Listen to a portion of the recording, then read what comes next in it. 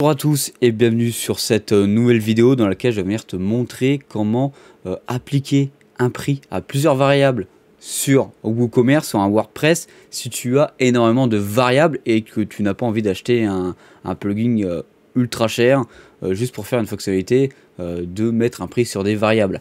Alors, je t'invite à aller sur ton back-office derrière. Tout simplement, on va rentrer ici et je vais te demander de venir télécharger cette application PW WooCommerce Bull Edit. Alors, c'est une application qui est gratuite dans son ensemble. Tu as des options payantes, bien sûr, mais nous, l'option qui correspond à ce qu'on veut marche très bien en gratuit.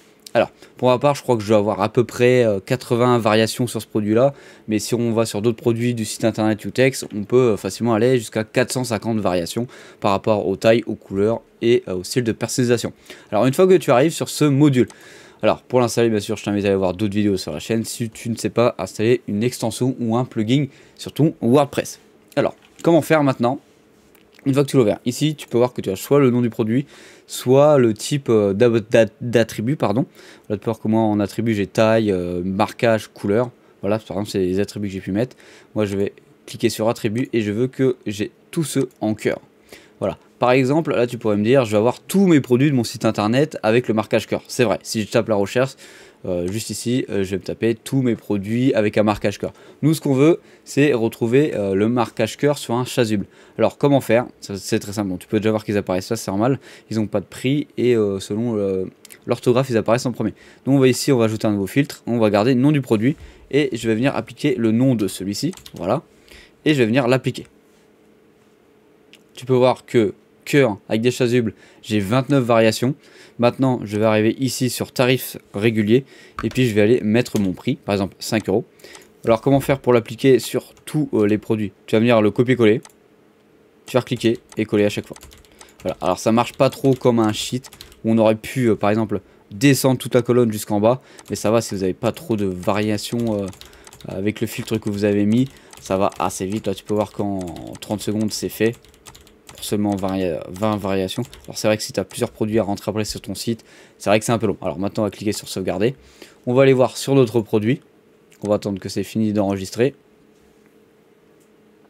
Voilà, ça a enregistré. On sauvegarde.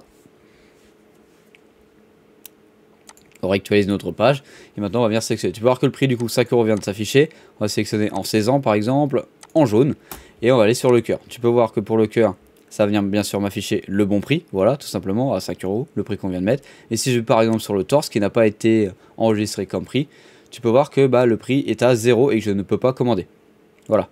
Ici, ça va venir t'afficher le prix de base, le moins cher, et après, ça va mettre soit un tiré ou pas, par rapport si tu mets un autre prix ou non.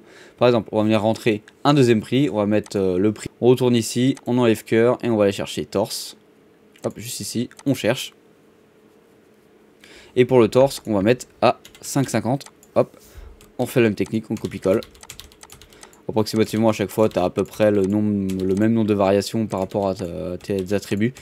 Voilà, hop, on copie-colle. Franchement, il y a énormément d'applications, en tout cas de plugins sur WordPress qui te permettent de faire ça. Mais la plupart du temps, les options que tu veux, par exemple comme celui-ci, où tu peux filtrer, ils sont payantes. Et voilà, c'est juste pour une option d'un tableur, je trouve ça... Voilà, un peu désagréable, mais bon, c'est pas grave. On va venir sauvegarder.